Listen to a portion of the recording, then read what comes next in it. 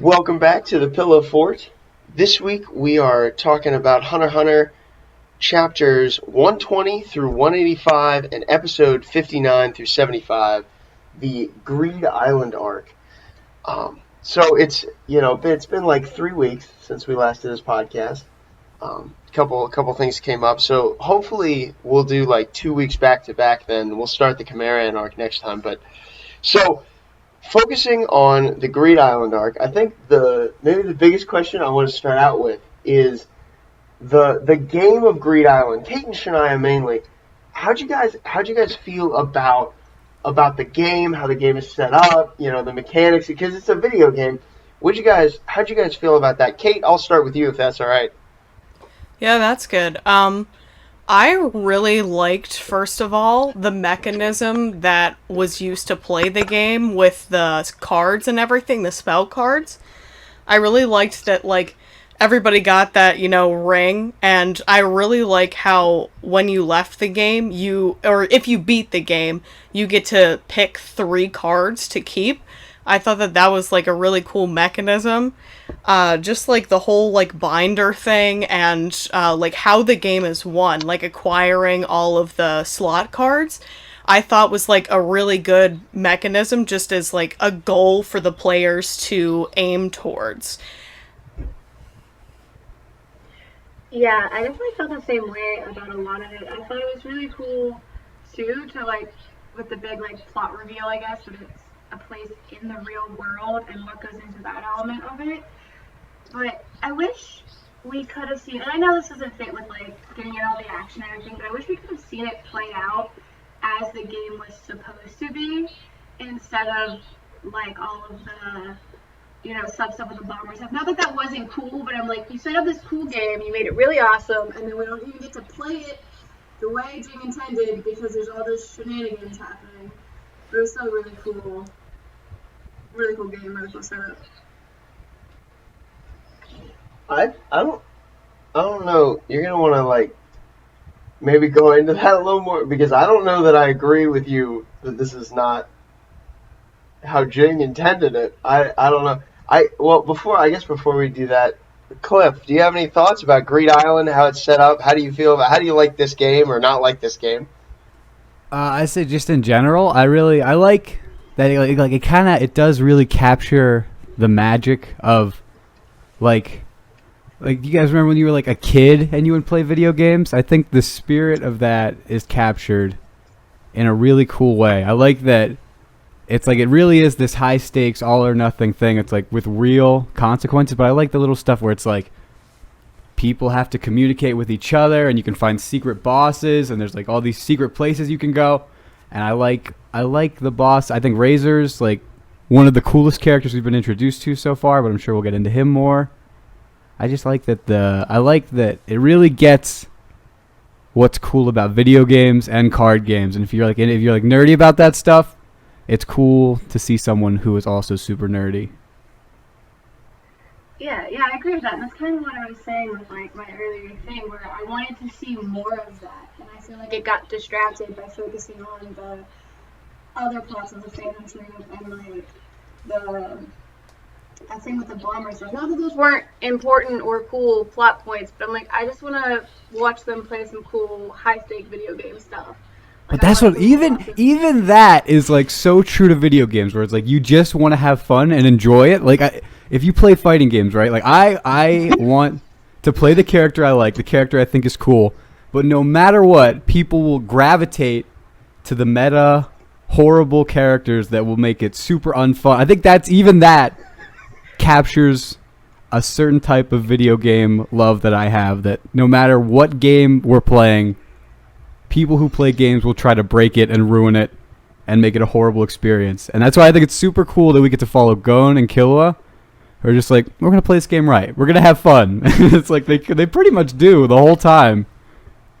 And they're the best. Yeah, especially... Yeah, sorry. Especially at first, when they don't quite know yet that this is real life, they're like so excited by every mini side plot they can even go on, which I think is like so true to them being kids and just like excited about this game. Like for Gon specifically, excited about the game that his dad made, you know?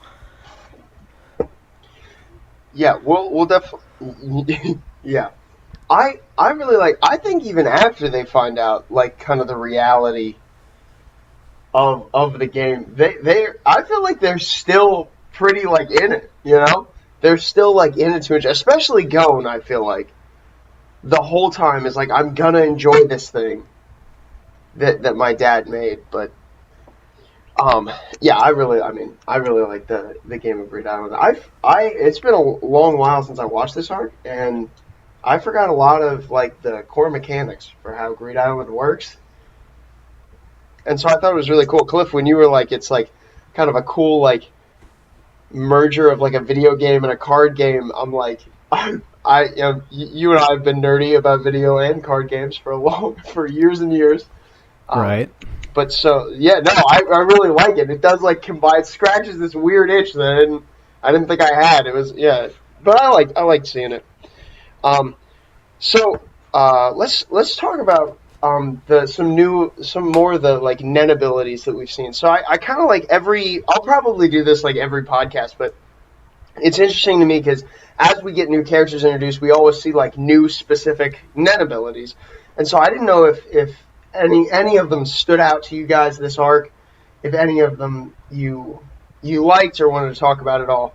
Shania, we'll start with you.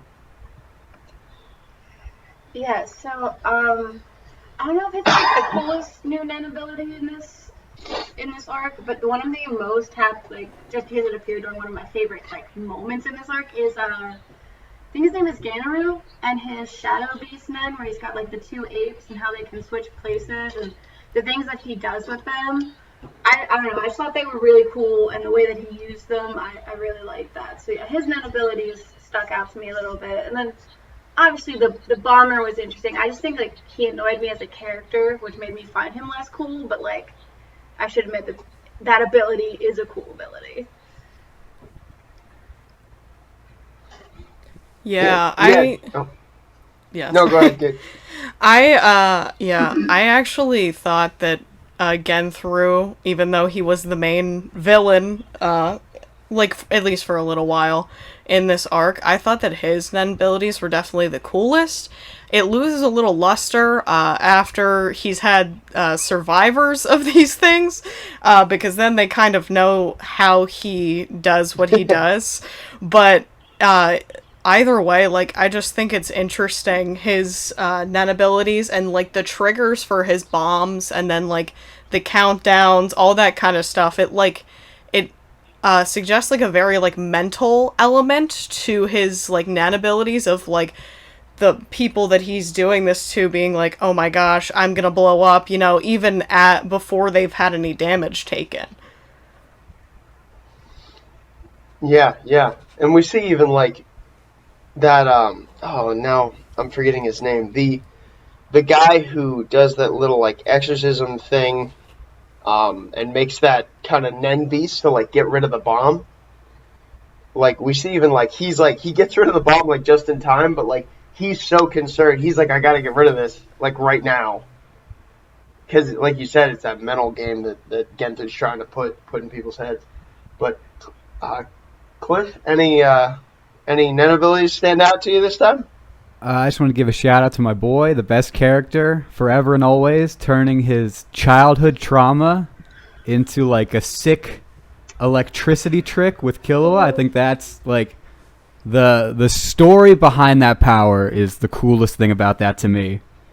And also the yo-yo is not really a Nen thing, but I love that Killua I feel like he just has like a closet full of like radical 90s items like pogo sticks and jawbreakers and just like, how can I hurt people with this cool stuff? And he comes up with these insane fighting styles, and it's great.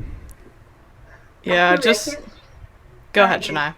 Oh, alright. Well, no, I can't believe I forgot to mention Killua because that was the dopest thing, and I didn't think anything of it until literally everyone that sees him use it goes, what was his boy's childhood like? Like, is he okay? Do we have a CPS in this world? Because he needs some help. I know. So sad when Biscuit's like, I can't believe he could even smile. Little tear every time.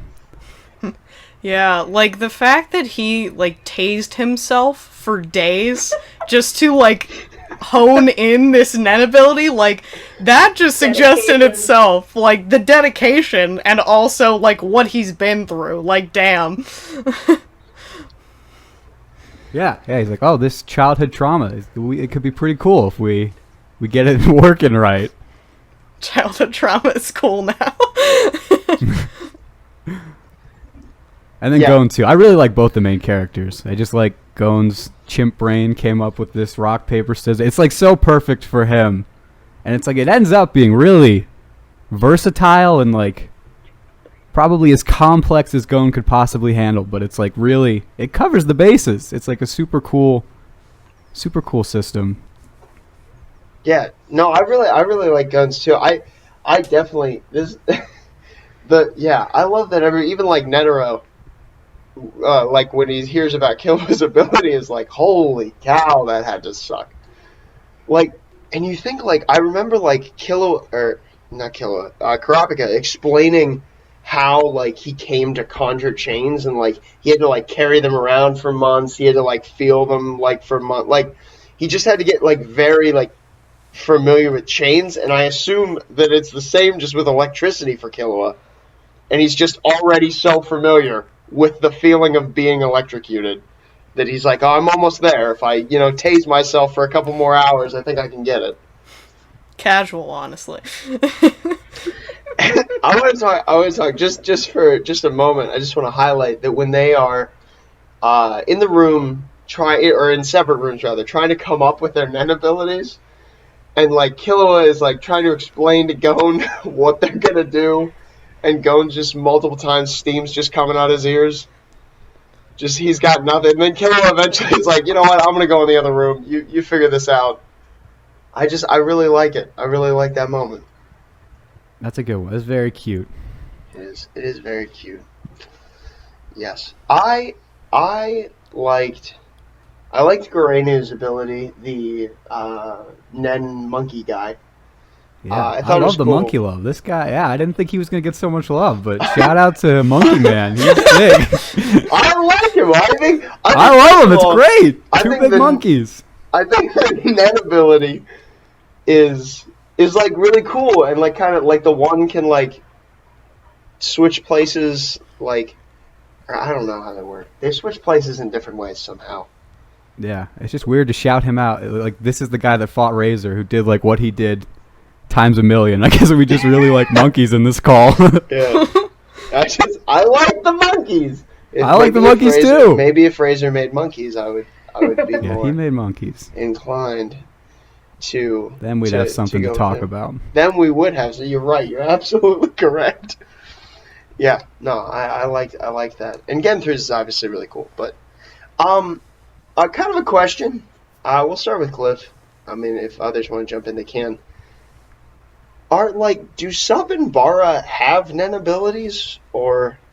I don't know which one's Sub and which one's the Bar. Those two are the most forgettable like squad ever.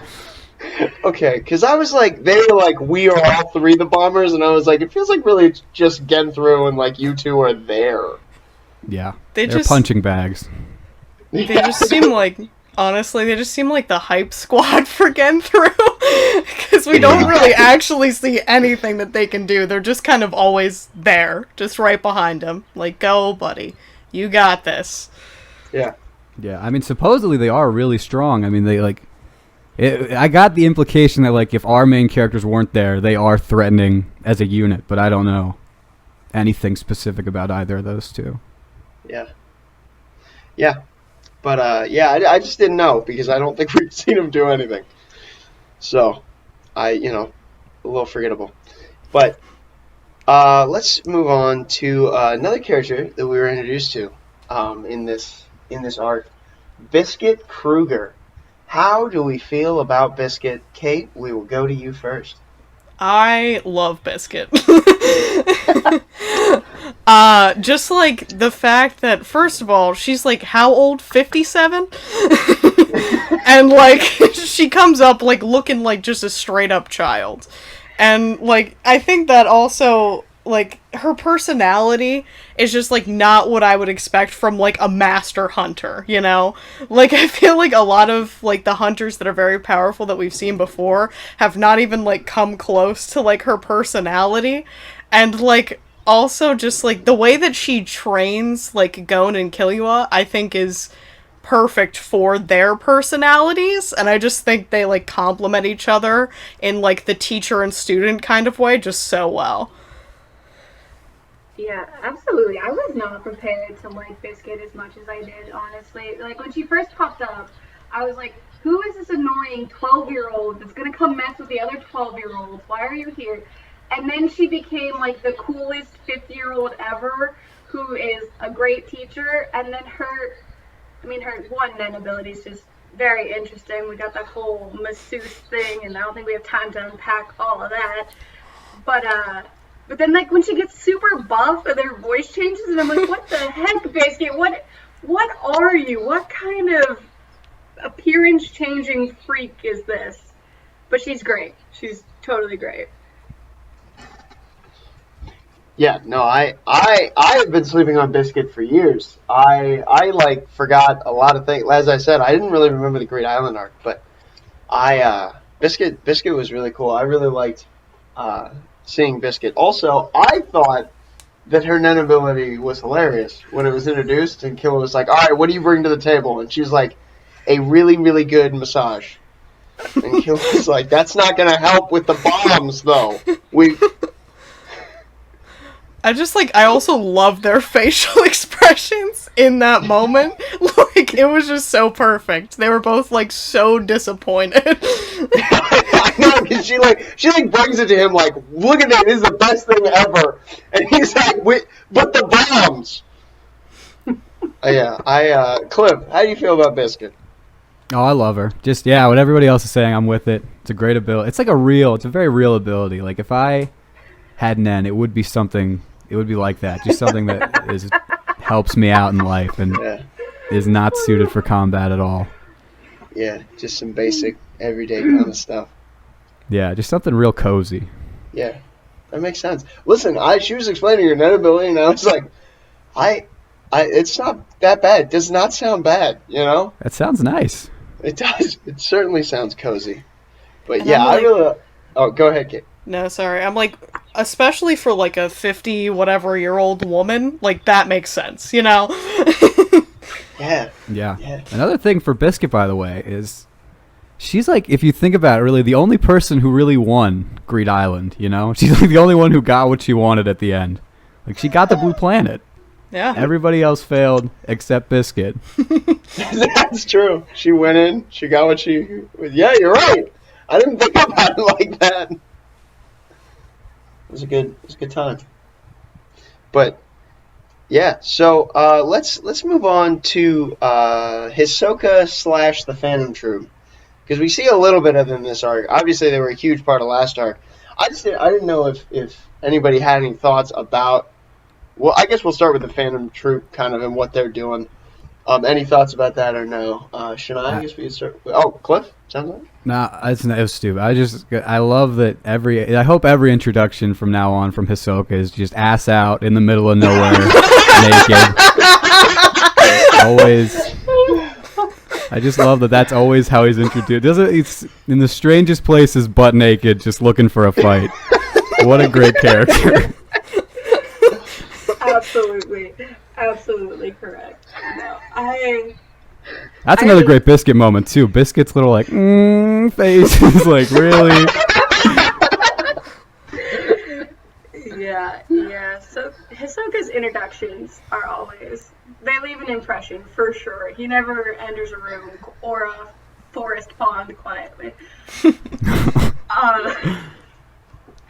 No, as for the Phantom Troop question, I'm gonna be honest, I know I should care about what they're doing, and like it's gonna be cool when they find the Exorcist and if Crollo comes back and everything that's going on with that, but like I found it hard to care about their little side quest with everything else going on. but like Hisoka specifically has grown on me a lot, and like I want him to be my favorite character in the show, but like I can never let him be that. He does too many cringy things, and we're all like, Hisoka, please stop. And so I can't make him my favorite, but like if he wasn't so creepy, he would be my favorite, and that is how much he's grown on me in this arc. Yeah, he hasn't really grown on me that much more. Like, I'm kind of still at the same level, because there were also some things, that happened at the pond, and I was like, this is still a very pedo feeling, so I don't know about all this. Like, but he does, like, just join up with them and join their cause, and he kind of, like, goes away from, like, what his quest is at the moment, and, like, I just think that's probably because he just wants to see how powerful, like, Gon and Killua have actually become. But also, like, it was kind of cool of him, to do that, to help them out. So, some props, but not, like, all the way in, Well, that's kind of what's cool about Hisoka from, like, a writing standpoint, is, like, it's not even, like, he doesn't even, like, deserve those props. Like, he has no allegiances to anyone or anything. It's just like, if you tell him there's a strong dude over there, he's just going to haul ass over there and try to fight or agitate him or upset him. And that's why he's the best. He's so good. Like, it wasn't really like, let's help Gon and Killua. It's like, oh, let's fight a big buff dude. Yeah, that's true. That's true. He's always after the big buff dudes. I thought, like, some of the stuff with the troop, I thought it was really cool how quickly the troop figured out that this was the real world, and, like, that you could get there by a boat. I was like, that was really, like, they got that really quick.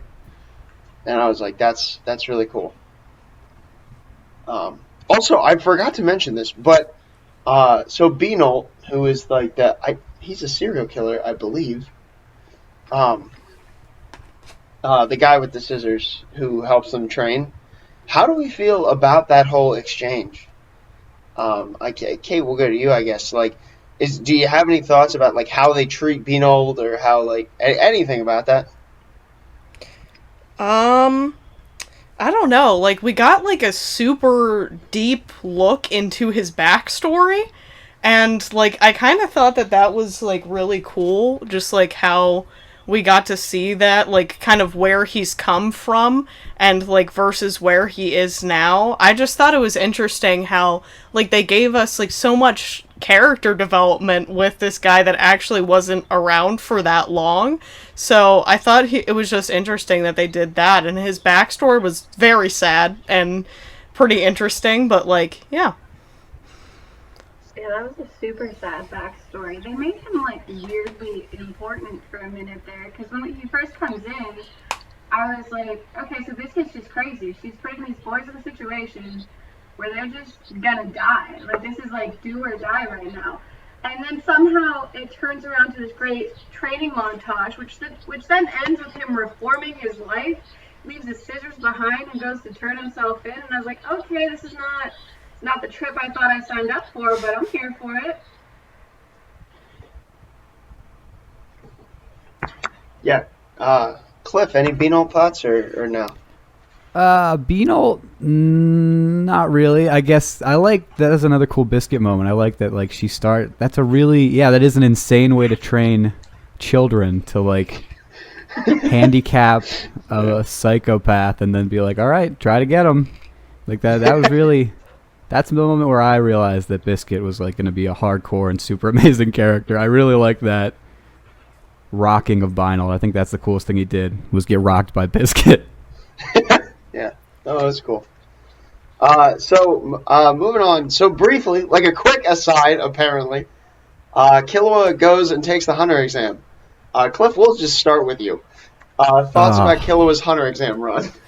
It borders on pure perfection, this moment. It's so satisfying. We talk about the Killua flexes in this podcast, and this is probably the biggest one for me, that he just wiped out every candidate. The only thing, there's a little whimper in my heart that we couldn't toss, like, a couple of those badges to the pile, but besides that, Amen. Oh, no. Amen. It was a beautiful moment. I love the flex. I always love the flexing. But I guess they didn't know that like he sold his liver and organs to save them. But it's still like he was still a friend, you know? Yeah. Maybe just not knock him out, you know? Just leave the Right. one tag at least. Yeah. No luck. No luck. I think like the whole point of that though was like he was kind of like, oh, I want to get back to Gaon because that's where I But it want to takes be no right now. extra time to not knock Zapile out, Kate. It doesn't take any more time. That's true. Are you I'm just and saying. Yeah, I'm just What- saying he probably like did all of that and like didn't let anybody else go through just because like he was just wanted to get it over with quickly and get his hunter license so that he could rejoin Cone. Here's my thing, right? If they just let him pass, are they really going to test if just him and Zapile walk through the door, you know? Are they really going to be like, all right, we got 6 more exams, guys, so I hope one of you two makes it. It's going to be real tough to decide know. which of you makes it. I Time to don't start know. making sushi, boys. Yeah. I think it just highlights like the difference that like Nen makes. Like, Yeah. and it wasn't like Killua was like. Killua was like one of the stronger, I think, competitors in the first Hunter exam that we saw, right? Like, I think he was one of the top guys, but like he comes back and just annihilates them all, and I'm like, oh, so Nen makes a difference then, just kind of in fighting abilities. But yeah. Anything else on the Killua's Hunter exam? No. All right. Let's talk about what is, in my opinion, the best little stint of this arc, which is the dodgeball game. Let's start with Razor. How do we feel about Razor? Shania, we'll go with you. So Gon's dad really just made a serial killer the final boss and said, when you meet my son, try to kill him. And what a move. What an absent dad move. But wow, he was cool and insanely powerful. And that whole, I'm cutting myself off on just talking about Razor because I'm obsessed with the whole final battle, dodgeball, everything. But Razor was cool. So, there was so much power and intensity, and the fact that I thought he was like a creator of the game, so learning that he was like literally just a criminal that Gon's dad was like, yeah, you look like you could be cool on my island, why don't you come on over? It shouldn't be surprising because it's Gon's dad, but I was still like a little surprised at his selection. But yeah. That's one of like the best character intros in the whole series so far, right? That may be my favorite so far. He literally dunked on the Phantom Troop. I like that a lot. That whole boat smashing scene. Yeah. Is he? I could be wrong, but is he the first natural emitter that we've seen? What natural? Like the first emitter. I'm sorry, I said natural for no reason, but is Emitter? No, Franklin would be before him. Oh, right. I forgot Franklin was an emitter. You're right. My bad. It's all I just good. thought about it. Yeah. No, he's really. Kate, what Razor thoughts? Yeah, I thought it was really cool. And just like the fact that from just his Nen alone, they immediately thought that he was a creator. And I'm actually starting to like the way that Jing is like setting this up for Gon, because he's like, I'm only gonna like be around you if you're a powerful hunter. And I think that might be in part because he's a very powerful hunter and also probably has some other people that are after him, I'm guessing. And like the thing is just I love that he brought this guy that was an absolute like criminal, and he was like, you could do this actually instead and like still get your kicks, but like for a purpose now, you know. I just like really liked how Jing like set everything up. Yeah.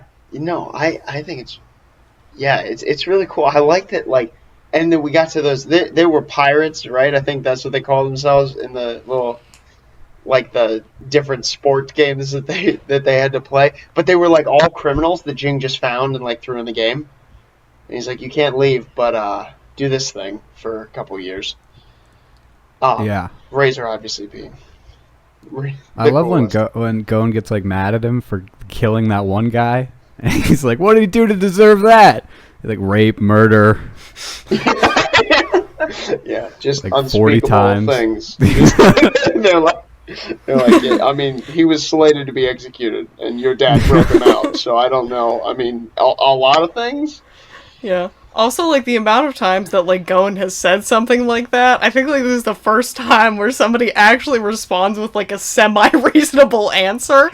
Because before it was just, like, because I want to, you know? And Razor's like, well, rape, like, murder, you know? They've done a lot of bad stuff. What a life. Imagine you're, like, Ted Bundy, and then some just deadbeat dad is like, you want to play dodgeball instead of die? Like, that's what that guy went through. Yeah. That's really upsetting. It's really You want to upsetting. pretend to be a pirate in a video game instead? Your other option is death, so I hope that you say yes. I love that Gon is like says that, but like not when Killua lights his head on fire. Like Killua lit the man's head on fire. But that's Gon his is like, best that's buddy." all good. That's all good. We're fine there. Don't kill him though. Let's not kill him. That's his buddy, though, you know? That is his buddy. Yeah, he gets the homie pass. He does get the homie pass, that's for sure. So let's talk about the dodgeball game. How do we feel about the dodgeball? Shania is chomping at the bit, so I'm going to just give it right to her. First of all, you did not need to out me like that. Second of all, it was just super cool. First, they show up to this arena, and they get absolutely creamed. Like, they come in thinking they're cool, and then they go make the most hodgepodge team where they randomly recruit Hisoka, who's like, yeah, like Cliff said, you said there's a big buff guy? I'll go fight him. Why not? And then they bring in, what's his name? Sasugaru or whatever. They bring him in, and I'm like, okay, he's really cool. And then they're like, and then we'll just get 5 random people. We won't rely on them for nothing, but they're just gonna be there. And then they start off cool. I should preface, I don't like sports things, like in shows and whatever. I don't like them. I liked everything. I liked the emitter dude at boxing who was like, haha, I'm gonna beat you. And then the other guy just got up close and pummeled him. Just did not let up for a second. And then they just win at everything. And then finally Razor, being super overly confident, is like, y'all can throw your matches. I'll win this dodgeball tournament. To be honest, I still don't understand the rules of this particular dodgeball tournament, but it was the coolest thing I've ever seen. Like, all the raw power, everything that they do, the Shadow Beasts are in there, Hisoka's cool, Gon's power moves are cool, but... And then Killua. Killua's the star. Killua is the star of the whole thing, the most powerful. I will stop my rant there so someone else can talk. Yeah, like, there were a lot of rules to that. We could also tell that from how Gon yet again started steaming at the ears. Poor guy, you know. He just needs a second to digest things, and when you lay a lot of rules right in front of him, he just doesn't know what to do. He's just trying to play the game. Gon's just trying to catch up. He just wants to follow the rules and have fun, you know? But yeah, I liked basically everything about the dodgeball game, too. Like, we really got to see Gon's power really displayed here, and, like, also, kind of like Shania was saying, like, how far Killua is willing to go for Gon, and just, like, how much he wants Gon to succeed. I'm like, that's just so amazing. Their friendship is so great. I just love everything about it. I'm gonna say it now, though. Gon does not deserve Killua. I'm gonna be controversial on this ship, I think, but Gon doesn't deserve him. Gon is over there. Doesn't deserve him? What? What does that mean? I'm ready to go about this. Literally, Gon is putting all his power into this ball, and we think it's all chill because Killua looks all chill, and then whatever the other guy, he doesn't matter. He's like, no, Killua is the most injured, and he goes to volunteer and to do it because he knows how to protect himself. And Gon's like, I knew the whole time that Killua was injured, and I'm like, Gon, you freaking suck as a friend. Killua's great because he's over there like, I'm gonna lock it down. I'm gonna do this for my boy. But Gon doesn't give a crap. Gon doesn't say, Killua, are you good with this? He's like, I'm just gonna keep doing it because winning matters more than your hands. I disagree. No, Shania, I disagree. And I'm gonna tell you why. Can't wait for Cliff to jump in here after you. Go. Yeah. Okay, so I think that Gon knew that Killua wanted to, like, have that moment with him. That he wanted to help him in this scenario. And I think we see that, too, from Killua being like, I don't care how messed up my hands are, I'm gonna keep doing it. Because this is my friend, this is our buddy move together, and we need to do it together because we're BFFs, you know? But that is about how much Killua loves Gon. Killua's doing it because Killua just wants a friend, and he's like, this is what friendship is. I will sacrifice everything for my friend. Gon's not thinking about Killua. He's not thinking about the bonds of friendship. He's thinking about how much he wants to pummel this man. And it's just, Killua's the better friend. Okay, maybe they're fine to be friends. I'm just saying Killua's the better friend. 100%.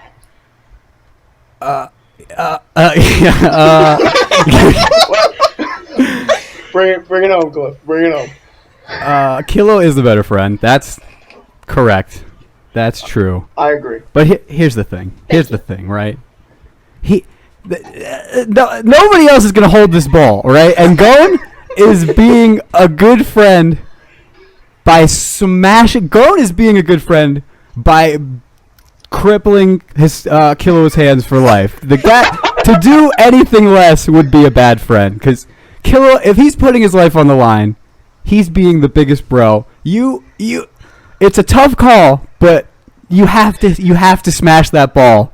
If the homie says he can handle it, you have to smash the ball with all your might. To hold back, that would be the true disservice. Amen. That's where I'm at. That's where I'm at on the ball smash. What's up? Absolutely. Any words? No? We're out? Sorry, Shania. Listen, it hurts me too. When he pulls his hands out and they're purple, I tear up every time. But that's because I know he's such a good friend. It's just... That he's ready to do it again! And Gon's gotta hit it! They gotta win! I know, it's just... Killua's the better friend. I'm just saying, Killua would go that extra mile. So Killua doesn't want to hold back. He does say that, and I do get that. But at the same time, I feel like for Gon to be a good friend would maybe mean not pummeling his friend. But whatever, bros be bros. Do it for the Here's homie. my question, right? Let me ask you this, Shania, right? All right, I'm ready. If for some reason, like, Killua could do some lightning kick that kicked the ball faster than Gon's throw, do you think for a second that he would not hold the ball and let his hands get smashed? If that was the only way to win.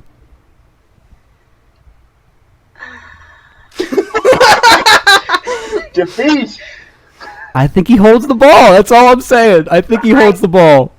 He probably does hold the ball. Fine. I take back my Gon doesn't deserve Killua, but I stand firmly by my Killua is the better friend. I agree. But who could be a better friend than Killua? Who could be a better friend than Killua? Good call. which brings me into my I just want to highlight that little like formation to receive the ball again, like where they like come up with the like Gon, Killua, and Hisoka come up with like the way that they're gonna catch it. Yeah. I really, again, just another like Killua's really cool moment is like Razor's like talking about what they each had to do, and he's like Killua's job was crazy difficult because he had to make sure he balanced himself perfectly, or else it would have gone like they would have flown in one direction. Yeah. I like that. I thought it was cool. I thought it was another like, wow, Killua's good. Killua's real good. Oh yeah, everybody was great in this. That was This was the best fight, kinda, but not. I guess it is a fight. Yeah, it was. This is the coolest thing that's happened so far, I'd say. Yeah, I have a thought that I want to see if you guys agree or disagree with. But I think so. Like at the after Gon Razor throws the ball and Gon passes out, right, and hits the floor. Hisoka catches it with the bungee gum, right? My question is, if it's 1v1, Hisoka's facing down Razor, do you think he has Hisoka could win? I'm not saying does he win every time. I'm saying could he win this dodgeball match just him and Razor? Cliff, I want to start with you. Razor's on one side of the court, Hisoka's on the other side? Yeah. And it's dodgeball? Yeah, it's dodgeball. No way, right? I don't know. Can he make all the guys? Are we assuming? Even if he can't make all the guys, we're assuming that it's all inside of. Yeah, I don't think so. What would Hisoka do to if it's just him standing there? How is he gonna what would he do with a Razor ball coming right at him? I don't know. But I guess that's the whole fun of Hisoka is you think he's not going to win and then he does something insane. So I don't know. I don't know. It's just something about how he caught that last ball. I was like, I feel like you could do decent even without our little setup that we had here. Certainly it was more effective with our setup. That was so cool. That was really cool. What a cherry on top of this delicious cake. That you don't put cherries on cake, but it was a good thing. It was good. It's got to be a very awkward position for Killua also. Yes. The way that formation was set up. I mean, you Hisoka just saw was the man hyped for this plan, or he came up with it. I don't know who threw that together. Yeah. Yeah, right. I mean, we just watched Hisoka in the lake, I mean, we just... I wouldn't want to be Killua, is all I'm saying. Very brave of Killua to go into that position. Real trooper. He's after the win. He's taking that W no matter what. I mean, if that fight proved anything, it's that Killua is going to take the W for his buddies. Yeah. Anything else about the dodgeball game? Oh, Shania? No, I was just gonna comment on would Hisoka win in the 1v1. I don't know. I feel like it might be a more even chance because unless I heard him incorrectly. So whenever Razor does that crazy throw where he almost takes out Killua, Biscuit, and Hisoka, if not for Killua dodging the other way, Hisoka manages to block it, and then he says that he broke 2 fingers without Nen. So it sounds like using no defensive Nen. He only broke 2 fingers receiving it, or broke 2 fingers with it, which is much better than anyone else who took a ball from Razor did. Looking at Ganaro passing out and the other guy having his back slightly broken. I feel like it could be a more even match.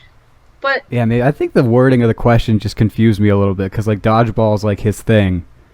It's if Razor and Hisoka had a magic show, who do you think would do better? That's kind of what's throwing me off about it. Yeah, no. But I think they are close in strength. If it was a fight, but yeah, I don't know. Dodgeball is weird. It's hard to run that scenario through your head. Sure. I guess what I meant more is strength. I think they're definitely close. Razor. This is Razor's thing, so definitely he's gonna probably win this. But they're both very skilled men users. We can say that for sure. Yeah. Any more dodgeball thoughts? Anybody? No? Maybe? Okay. So let's move on to the final fight with the Bomber Squad. We'll start with Biscuit's fight since it comes first. Well, I guess anything in the interim, anything with is his name Mr. Batera? I don't know. Does anybody have anything with that, or are we good to move on? Okay, yeah, we're good. We're good. Yeah. We sure? We sure? Cliff, that sounded like hesitation. No, I'm good. Okay, all right. So let's start with Biscuit. Biscuit versus Bara. Anything to say about this fight? Shania? Looks like. Seems like Shania's got something. it just No, I thought about the moment and it made me laugh because I like how she teleports him to a different place and he's all like, "Did you want to be alone with me or something?" And she's like, "Haha, no." And then she just hulks out and becomes this giant monster and just annihilates the floor. I'm like, "Buddy, you read the room way wrong and now you're nearly dead." And I don't know, it was just really funny to me. Also, just seeing Biscuit get super buff, like I did not see that coming after her whole dainty girl masseuse Nen thing, and then that's her other ability. I was like, all right, Biscuit, I see you.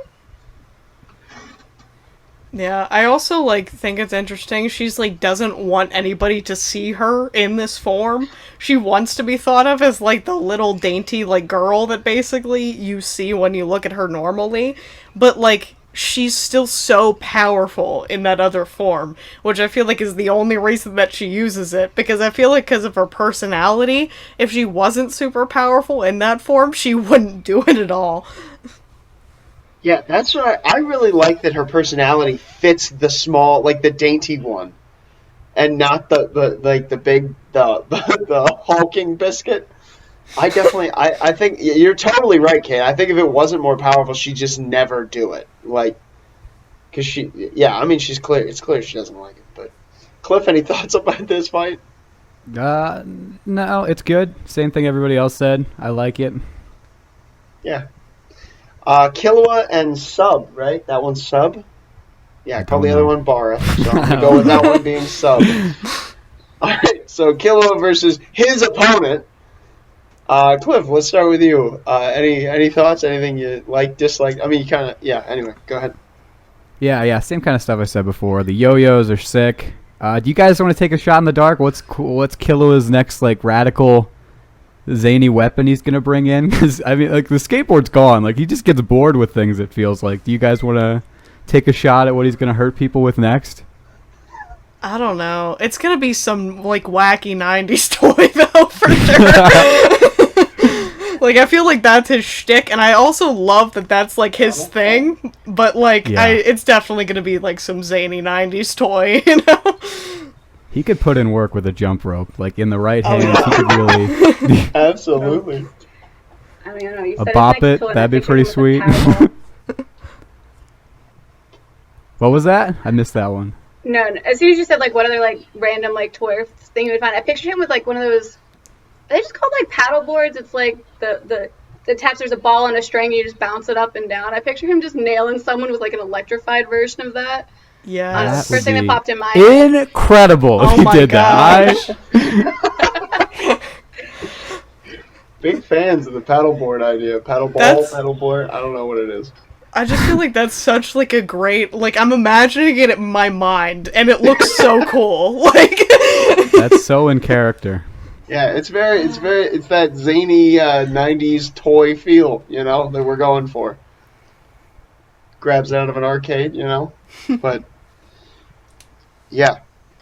So yeah, I thought it was cool. I thought the fight was really cool. Kate or Shania, any other thoughts about this fight, or moving on? Oh yeah, I think it showed like a cool where you got to see some of sort of like Killua's fighting ability. I don't want to say come back, but like we were introduced to Killua and he was like the most powerful in the Hunter exam. Like when we first met him, he like seems like the most powerful like contender aside from people like Hisoka and stuff like that. And then he seemed to get nerfed as we get all these other abilities. But now he's got Nen. He's got all this stuff. He's competing more on that level. And then when in this match, he's competing against someone who fighting against someone who has Nen, has abilities. But here you get to see like his strategy, like all of his fighting ability come back into play. And he wins that because he's a more experienced fighter. He's a more experienced strategist in how he feints and tricks the guy to fight a certain way. So I know it was cool to see Killua like rise up again and like start to use that really cool abilities that he's got. Like, just mentally. Yeah. So let's move on then to Gon versus Genthru, kind of the main last fight here. Can we talk about Genthru for just a minute here? Because please. I've seen some slight shade thrown from both of our new Yes. co-hosts here. Is there not a lot of get through love in this call? Because I want to see where we stand going into this. Oh no, I really like Genthru. Well, I mean, I don't like him as a person, but like, Right. I enjoy his abilities. I think his like Nen abilities are really cool. Yeah. But what about the man, Kate? What about the man Genthru? That's what I'm trying to figure out here. We all like blowing people's faces off. That's cool. See, it's hard. It's hard for me to get past the blowing up, just like random other players that he finds in the game thing. I get that we're like trying to collect all of the cards, and it sure has been effective, as we can tell. I don't love the man. I guess I love what he can do. Yeah, would agree. Not feeling the man so much. He's just like his whole demeanor, the shady way. Like he's the guy putting cheat codes into the game. We're like, come on, play it right, get the full experience. And he's over there like, why do it right when I could just blow everyone to pieces? So like his ability is cool, but him as a person is not feeling it. Goes back on his word, kills people instead of playing it right. Nah, not feeling the man. Not feeling the man. But I mean, why not? Why not blow up people's faces if that's going to get you there? What is it, like $50 billion we're playing for here? You know? He's a good villain. Come on. I like that I think he's a good rival for Gon because he's got like all of Gon's, like a lot of Gon's traits are also in him, where he'll do anything to win. But it says there's a good balance where the differences are what separate hero and villain here. Yeah. And I also like that part where he betrays everyone. Like that is one of the coolest twists ever. Like he sucks for doing that, but that reveal was brutal. I thought that was really cool. I mean, again, I'm against blowing people up on a general basis, but I thought it was really it's like because everybody trusts him, like nobody thinks this, and then all of a sudden he blows up a dude's face, and it's like, oh, you all have bombs, also, just so you know. Yeah. And I'm taking. And it's all like the he's cards. like the cheater guy. Like that Nen ability is really sick too. It's like he's always thinking about like the meta of like anything he's into. Like how do we break this game? He kind of breaks the Nen system itself with like, yeah, I have this really weird ability. That's like it's pretty hard to it's got a really like hard condition for me like to be broken. But then when he comes up with a thing like, oh, I can also just touch your like you have to touch me. But I'm going to develop a secondary ability where if you get anywhere near me, I'll just blow your face off. Like, it's really, like, they're good. Those in tandem with each other do make him, like, so threatening. Like, everybody in Greed Island is like, I don't know what to do about this guy. I don't know what the plan is. When you, I don't know if this is true, Kate or Shania, or even Cliff. I don't know if this is true for you, but when when we were getting closer to the final fight, especially this watch through, I was like, it seems like they wanted me to think that, like, Gon was way weaker than Genthru. And, I mean, we see the fight, so we do see that he is significantly less skilled. But I didn't get that. I don't know. How did you guys feel, like, going into that fight? Like, did you think that Gon was, like, super outmatched? Or did you think... I don't know. Kate, what were your thoughts on the matchup in general? I thought it was an interesting matchup, first of all, from, like, what you said before, like, about how their personalities going into fights are very similar, that, like, I'm gonna do whatever I can to win mentality, and I think, like, that gives, like, Gon some extra fuel, almost, because he can probably tell that, like, Genthru has this, like, same kind of, I'm gonna win no matter what mentality, and, like, he's so, like, evil, though. He goes about it in, like, a cruel way, as to, like, Gon wants to go about it in, like, oh, I just want to play the game, and, like, have fun. So I think, like, it makes Gon, like, extra frustrated in this situation, and, like, I don't know, like, it didn't seem like Gon was that much outmatched. Like, it seemed like he was, like, really sweating it there, and, like, I feel like he wasn't that far off, but I don't know, you know?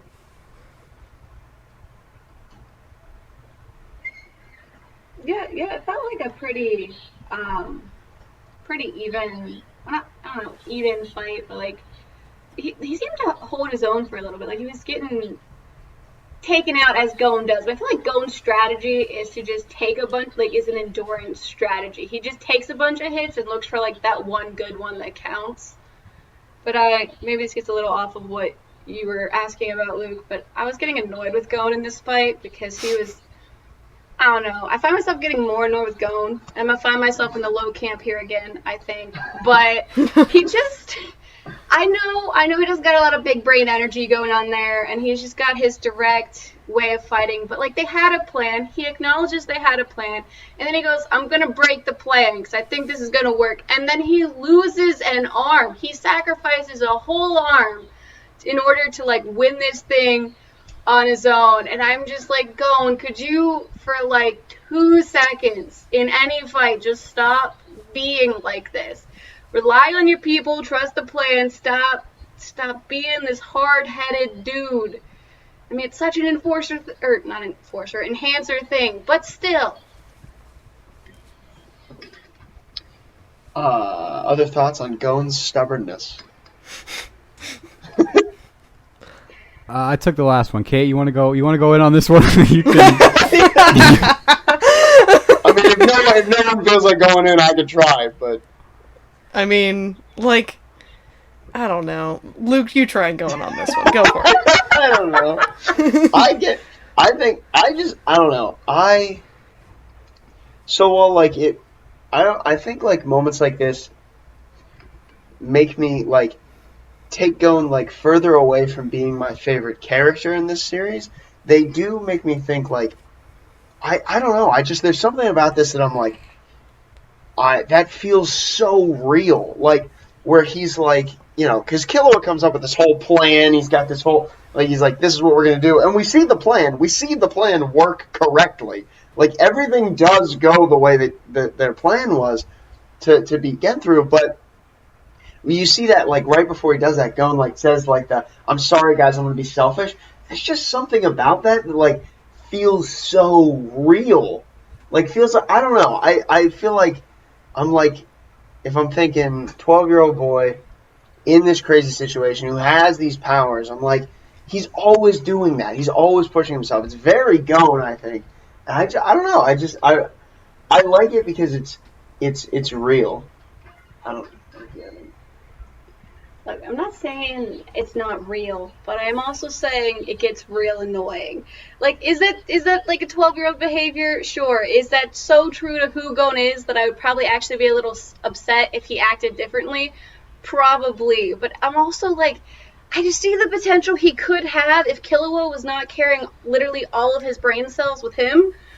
And I'm like, Gon, you could be so much more, you could do so much better if you just put some actual thought into things instead of, I'm just going to hit really hard and hope it works. Because it has, conveniently, but I think it also is because, you know, the plot of Hunter x Hunter, the meta here requires it to work for Gon. But yeah. See, first of all, I do think he thinks a lot when he fights. I think, like, so specifically in this fight, he thought, I'm going to barely protect the hand that I need to use my ability. I'm gonna get enough so that stays attached. I'm not going to protect the other one at all, and I'm going to kick him in the chin. That was a deliberate move. Like, he's thinking about doing that. I don't know. I think that it is a deliberate thought process, and I think Gon is actually pretty smart, at least in combat. Like, combat-wise, I don't think he's dumb, but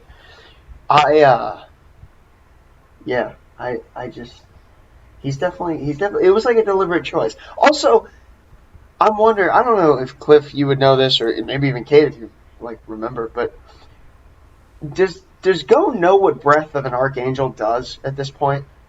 Yeah, they do, because they brought the copies, right? Yeah. Yeah, so if they know what Breath of an Archangel does, he's probably not that worried about losing his, because he knows he can heal himself. So sacrificing the arm, he just knows he can heal himself. And he knows he's going to heal them too, because that was the plan. I don't know. I think he's smarter. What do you guys? What do you, Kate? What do you think about Gon's combat intelligence?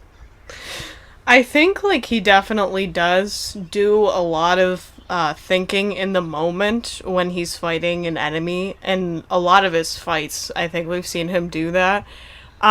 Even though like I know that he definitely knew that they had the Angel's Breath and that could like save his arm, restore his arm, but also that's like a whole arm that's like getting blown off.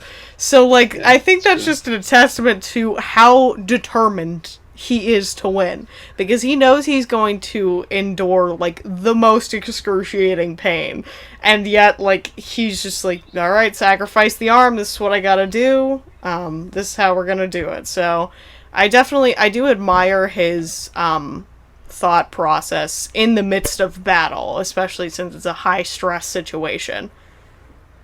Okay, yeah, like, I guess I shouldn't say he's, like, stupid in a fight, because he's not, he's smart, but, like, I think his determination to win makes him stupid. Even going back to the dodgeball thing, Gon would have died. That ball was coming straight for his face. No way he could have caught it. No way he could have dodged. He was not willing to dodge it. The only reason he's not dead is because he passed out before it could hit him.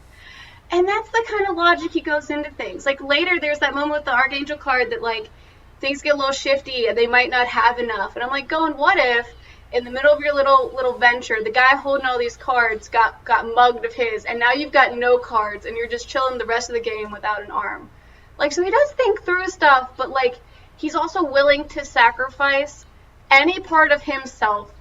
And even, I think, kind of his friends, #Kill was the better friend, to win. But we can end this here, because I'm just the one bringing controversy to this podcast now, and that's who I gotta be. I'll be it. I can really see why you're gravitating towards Kilo after listening to like that whole like thing where it's like you're like so in Kilo's head with this like, going, you could get hurt, we might not have enough cards, we don't know how this is gonna go, anything could happen. It's like, you gotta understand, Gon's a moron. Like, he just punched the bomb man. That's what he wants to do. That's the only thought that's in his head. That's all he's got. This was like, that whole thing, everything just clicked for me right there. It's like, no wonder the Killua love is so strong. And the Gon love is Dwayning. Because you can't relate to how dumb he is. You're too smart to relate to Gon. You're too much of a planner. Yeah, the chimp brain just not connected with you. It's not. You're not loving that. That is funny. You are like for real seeing Gon like as Killua does. You're like, stop it. Just be safe. Gosh. That's funny. Yeah. No, I think you're right. Kate, any Genthru versus Gon thoughts? Any other Genthru versus Gon thoughts? That was pretty much all I got. Cliff, anything to highlight? Oh, it's badass. I like the arm. I love it was so bloody and gross, and I think he put it all in the foot just to kick him in the face. That was super cool. The whole rock thing was like, shout out to that plan, because that was pretty cool as well. And what a terrifying situation to be in. Like, put yourself in Genthru's shoes. That really sucks. It's nowhere to be. It's nowhere to be for sure.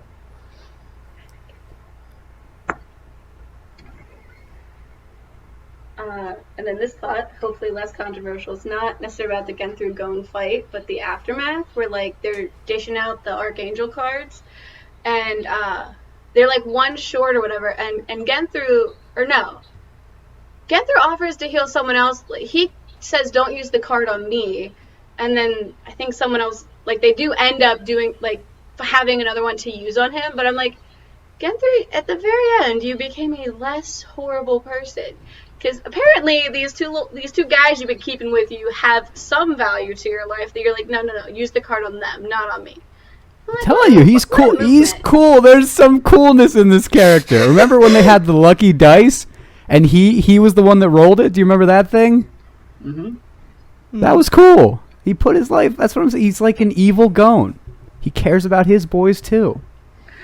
I think that moment super humanizes Genthru. I think it's like I think to me it turns him from like psychopath to like just someone who's willing to do anything to win this game. Like it's not like he was like I don't know. It's I thought it was interesting. It's definitely interesting. Yeah. The way I always saw it is like Genthru views it like everything, like he's deluded himself or he's gone crazy and he thinks everything in this world is a game. Like that's how he views human life, and like that's what it seemed like to me on this watch through. Yeah, no, that's pretty good. That's not bad. I feel like almost every like enemy though that walks away from like fighting Gon has like this weird self-realization moment where like something just about Gon and like fighting him and like whatever it is, his determination like makes them kind of think differently about the world, and I think that's a really cool like almost ability that Gon has on people that he even fights with. Like Yeah, to beat Gon in a fight, you really have to mutilate a 12-year-old child who is just sweet and nice. So, like, you have to be a true monster, or you have to come to terms with there's something inside you that needs changing and lose. Like, those are really the only two options Gon presents to any opponent. Yeah. Yeah, no, it's definitely good. Sorry, yeah. So, if we look then beyond, so we have that quiz at the end. How do you feel about the quiz, the winner of the quiz, all of that? What are your thoughts on that?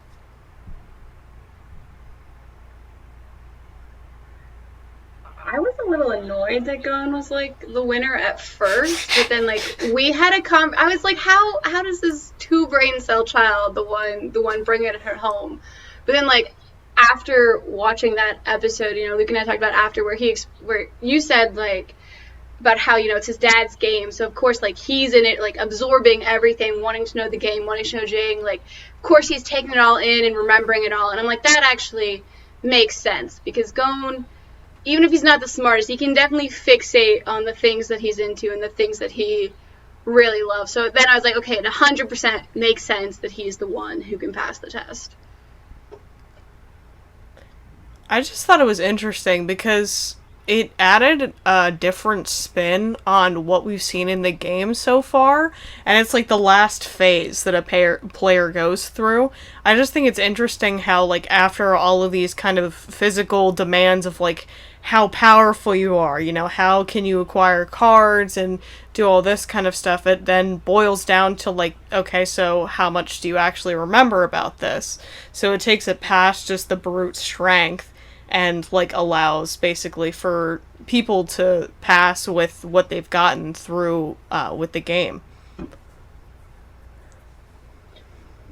Yeah, Cliff, any thoughts? Sorry. Yeah, kind of just echoing what everybody else said. It's pretty cool. Also, another cool thing where it's like, if you like video games, it's another kind of cool trope that he pulled here. Like, I remember Banjo-Kazooie has like a quiz at the end of it, and it's just fun. It's another good video game shout out, and a cool moment, and it proves that Gon's a good little lad. He is a good little lad, that's for sure. Yeah.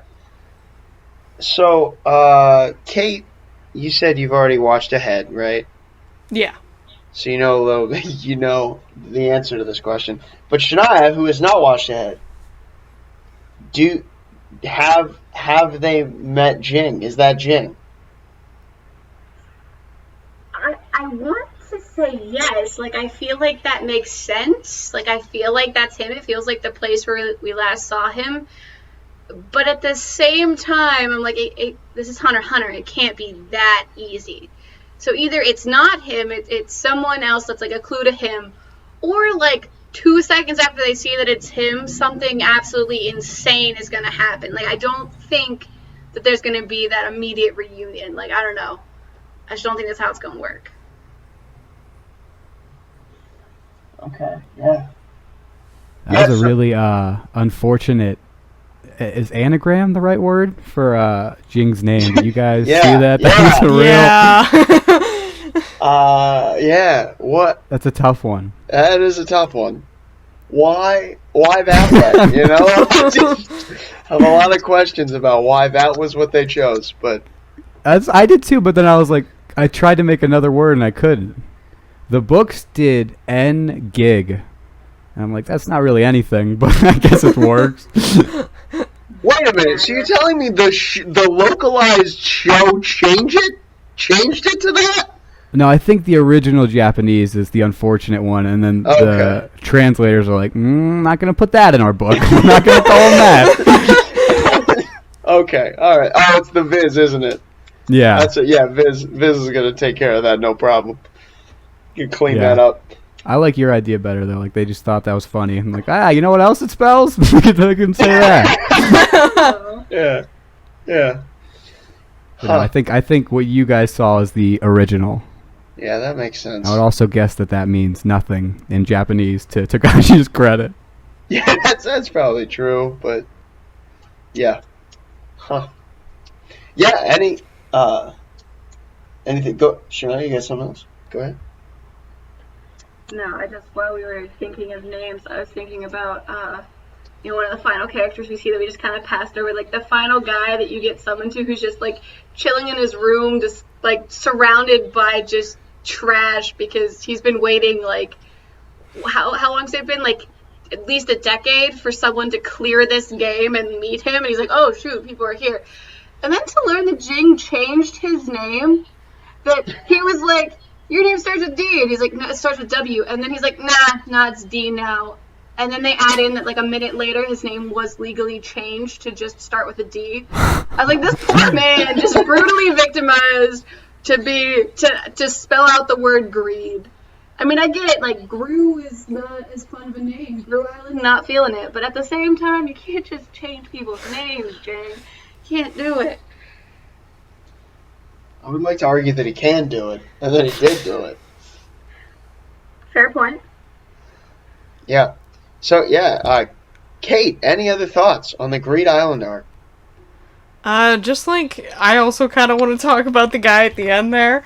It's just, his demeanor, it was kind of hilarious and also sad, because, like, Gon is going there, like, oh my gosh, maybe this is how I get to see my dad. And then he's like, just to let you know, nothing about your dad here. That's just how it is. But here's this, if you want to go and try and find him, and he's just, like, so nonchalant and, like, kind of rude to Gon about this.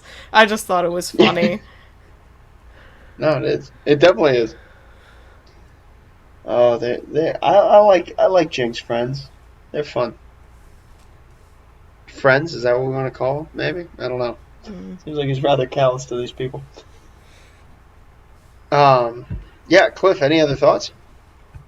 I just want to give a shout out because, like, it's perfect that we didn't. I think Shania mentioned him at the beginning, but we really don't talk about him at all. I forget every time about that dude with, like, the Nen Beast, but then, like, you watch his like, journey, like the guy with the monster thing on his shoulders at the beginning, who like he's the only guy who escapes the bomber. Yeah, it's like that guy really. He also, like, did pretty good. Like, he was there the whole time. And he got a lot of stuff done. Yeah. No, for sure. Shout out to that guy, whose name I don't remember. Yeah, his name is gone. I don't know at all. Yeah. Yeah, so, I guess, Shania, will start with you. How does Greed Island compare with the other arcs that we've seen so far? So, it was good, but it definitely not my favorite arc. I think if I'm lining them up now, probably York New City is my favorite arc. This Greed Island had some cool stuff. The coolest moment being like that whole final dodgeball thing. I'm still not over that. But yeah, I don't know. I liked it. It wasn't my favorite, but there's still some cool stuff, some cool developments. I liked the characters that we met and the new abilities that we developed. It was just overall everything happening wasn't my most favorite, I guess. Yeah, for me, Kate. yeah. So yeah. Let's keep going. Yeah. So it's also probably not my favorite. My favorite is also York New City at the moment. But yeah, I really love how the transitions between the arcs are, though, with this one especially. Like, the flow into it from, like, the auction in York New City to, like, the Greed Island and everything is just, like, so good, so smooth. Like, it makes sense, you know? I really like that about it. I really liked this arc, it just wasn't my number one. Nice. Cliff, how do you feel? Where does Great Island stack up in your list? It's my favorite so far. I'm gonna say Hunter x Hunter is like we're just gonna keep going up, baby. It's gonna keep going up and up, and I don't want to oversell next arc, but it's maybe one of the greatest arcs of all time, one of the greatest pieces of literature ever written. So, but I'm not gonna oversell it. It's good, but this is good as well. I like the world. I want to play Greed Island. I like all the new characters. It was a fun, colorful break from York New, which was pretty crazy, and I like it. Yeah, no, I definitely. After rewatching it, I really liked it this time. I feel like last time I didn't like it as much, but I did really like it. I think York New is still my favorite, but so far at least.